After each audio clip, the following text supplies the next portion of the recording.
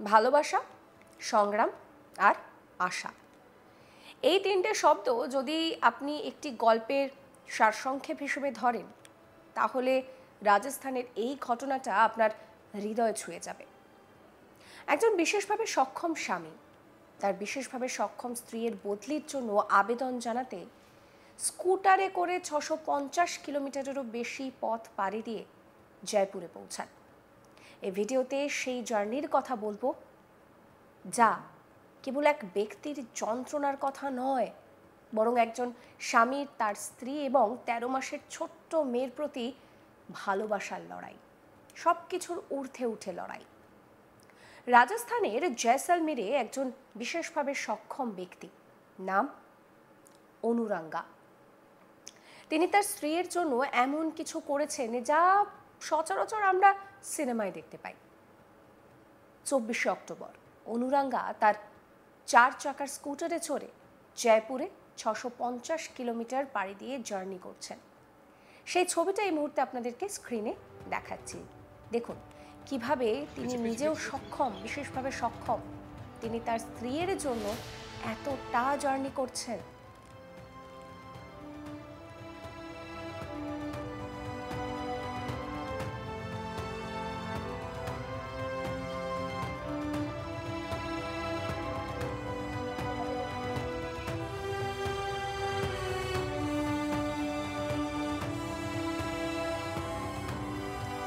কেন তিনি এই জার্নিটা করছেন, এই প্রশ্নটা নিশ্চয়ই আপনাদের মনে এই মুহূর্তে ঘুরপাক খাচ্ছে।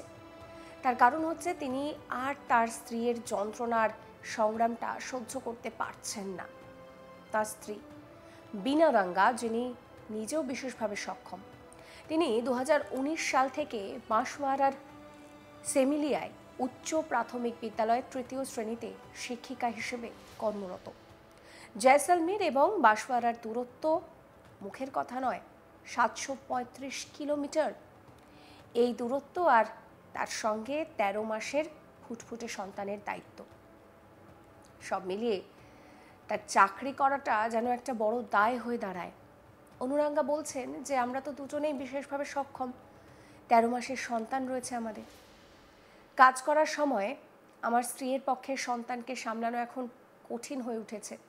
সরকারের কাছে আমি শুধু এটাই চাই যে আমার স্ত্রীকে বাড়ির কাছে পোস্টিং দেওয়া হোক। জয়পুরে পৌঁছানোর পর অনুরাঙ্গা মুখ্যমন্ত্রীর বাসভবনের কাছে ফুটপাতে তিনি রয়েছেন বসে। 3 সপ্তাহ ধরে খোলা আকাশের নিচে এই মানুষটা সংগ্রাম চালিয়ে যাচ্ছেন। এমন নয় যে তিনি মুখ্যমন্ত্রীর সঙ্গে দেখা করতে পারেননি, তবে কিছু নিয়ম বাধা রয়েছে। তবু অনুরাঙ্গা এমন এক সিদ্ধান্তের জন্য অপেক্ষা করছেন যা তার পরিবারের অসুবিধাটাকে মেটাতে পারে। আসলে টিএসপি এলাকা থেকে টিএসপি বহির্ভূত এলাকায় স্থানান্তরের নিয়মটা একটু আলাদা। কংগ্রেস সরকারের সময় অনুর আবেদনের শুনানি হয়েছিল এবং একটি আদেশ জারি করা হয়েছিল যে তার স্ত্রীকে জয়সলমীরে পোস্টিং করা হোক। তবে নতুন সরকারের আদেশ, সেটা নতুন সরকার আসার পর সেই আদেশ বাতিল হয়ে যায়। বর্তমানে সরকার বদলির ওপরে নিষেধাজ্ঞা জারি করছে, আর এই বাধা অনুরাঙ্গার জীবনকে একেবারে বিপর্যস্ত করে তুলেছে।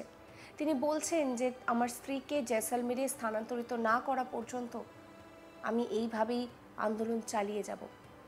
আমিও তো যেতে পারছি না। একজন স্বামী, একজন বাবা, একজন সংগ্রামী ব্যক্তির এই গল্প শুধু বদলির গল্প নয়, এটি দূরত্ব, অসহায়তার মধ্যে ঝাঁপিয়ে পড়া এক জীবনের গল্প। শোনাবো আমাদের কলিগকে কি বলছেন তিনি। ये कहानी सिस्टम की सड़कों पर नहीं बल्कि सीधे दिलों में दस्तक देती है।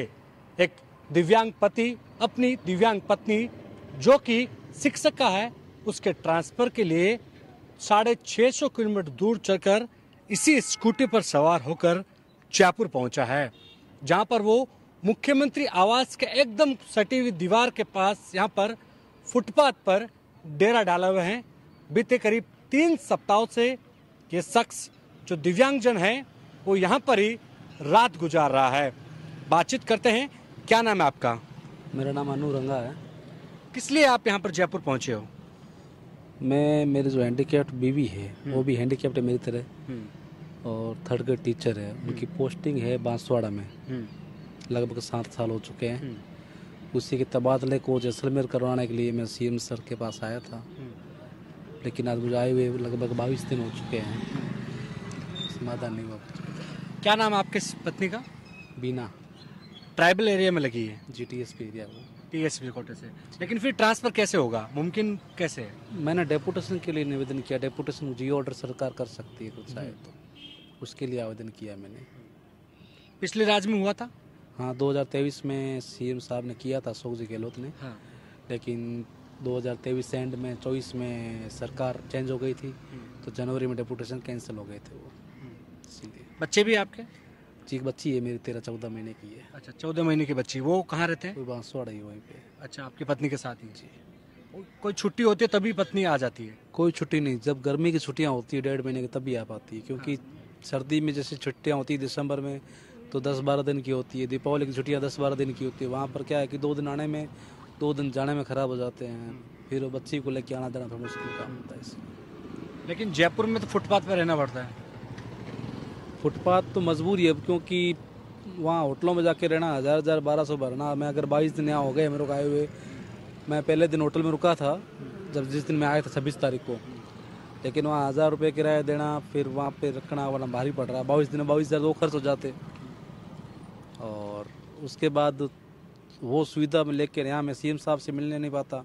फिर मिलने आया यहाँ मैं 27 तारीख को, लेकिन मुलाकात हुई नहीं। फिर 2 तारीख को सीएम साहब से मुलाकात हुई, तो क्या बोले?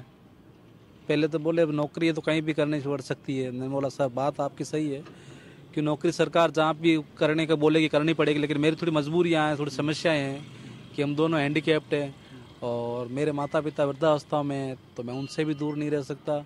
और मिसेज जो है वो टूटी उनकी है बांसवाड़ा जिले के बोरखेड़ा ग्राम में, जो वहाँ से 20-25 किलोमीटर दूर है, ग्रामीण एरिया वहाँ है। तो मैं चाहता हूँ कि अगर उनका डेपुटेशन करके जैसलमेर भेज दिया तो हम सब परिवार साथ में रह सकते हैं। इतना कब सोचा कि आप एक स्कूटी पर 650 किलोमीटर दूर चल के आओगे? अब रियल सर बात ये थी कि कहने वाले कहते और कहते भी सही है कि मैं बस में भी आ सकता था, गाड़ी में भी आ सकता था, और ट्रेन में तो मैं आ नहीं सकता था क्योंकि वहाँ लफड़ा रहता है पुल चढ़ने का, तो मेरे से चढ़ना उतरना होता नहीं, तो मैं ट्रेन में आने की सोच ही नहीं सकता। बस में क्या समस्या रहती है कि बार बार पेशाब करना उतरना करना वो भी समस्या रहती है। फिर वहाँ से यहाँ आने के बाद पैदल तो मैं 10 कदम भी नहीं चल सकता। वैसे यहाँ से सामने तक चल सकता हूँ, ज़्यादा पैदल मैं चल नहीं सकता बैसाखियों के सहारे। वहाँ थोड़ी दूर सामने तक चल सकता हूँ, तो वहाँ पैदल चलना था मुश्किल होता है। फिर वहाँ टैक्सियाँ वैक्सियाँ सब पैसे। रात यहीं गुजारते हो? 2 दिन तो मैं वहाँ था, कोई रेलवे स्टेशन होटल थी पहले जिस दिन आया था ना मैं, उन 2 दिनों में वहीं पे था। खाना पीना? खाना तो सर यहाँ से चाय पी लेता हूँ, आप पीछे पराठे वाले बनाते हैं, कोई उधर बनाते हैं। पत्नी क्या कहती है? अब पत्नी ने तो पहले कहा कि अपने हाथ की बात है नहीं, आप परेशान मत हो। अब मेरा मन है कि भाई मेरी पत्नी मेरे साथ रहे, परिवार के साथ रहे तो बढ़िया है। बिल्कुल, ना सिस्टम का जुगाड़ ना राजनीतिक का दोष। यही वजह कि एक पति जो दिव्यांगजन है और दिव्यांगजन पत्नी के लिए ही जयपुर में रात फुटपाथ पर गुजारता है और दिन में इसी तरह मुख्यमंत्री आवास के नज़दीक बैठ जाता है, उम्मीद लिए कि आखिरकार सरकार सुनेगी और ट्राइबल एरिया में जो पत्नी वहाँ पर बच्चों का भविष्य बना रही है, वो पत्नी जैसलमेर आकर उनके परिवार के साथ जीवन यापन करेगी। এই আশা ভালোবাসার সংগ্রামের গল্প আপনাদের কেমন লাগলো কমেন্ট করে জানাবেন। সমস্ত খবরের আপডেটের জন্য চ্যানেলটিকে সাবস্ক্রাইব করতে ভুলবেন না।